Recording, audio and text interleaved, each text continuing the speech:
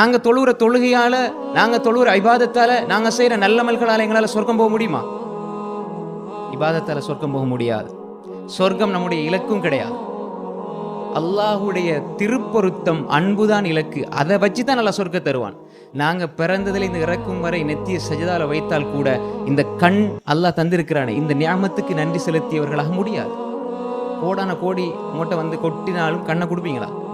அல்லாஹ் கேட்கிறானே, அலம் நஜஅல் லஹு ஐனைன் வலிசானன் வஷஃபதைன். நாங்கள் உங்களுக்கு கண்ணை ஆக்கலையா? 2 கண்ணை நாங்கள் உங்களுக்கு தர இல்லையா? பாருங்க. அப்ப எனவே நன்றி உணர்வோடு வாழுகின்ற பக்குவ நிலை வந்துவிட்டால் மகிழ்ச்சி வரும், உள்ள மகிழ்ச்சி வரும். அல்லாஹ் எனக்கு இவ்வளவு தந்திருக்கிறான். மேல உள்ளவங்களை பார்க்காதீங்க. தீனுடைய விஷயத்துல மேல உள்ளவங்களை பாருங்க, துனியாவுடைய விஷயத்துல கீழே உள்ளவங்களை பாருங்க, உள்ளம் அமைதி வரும்.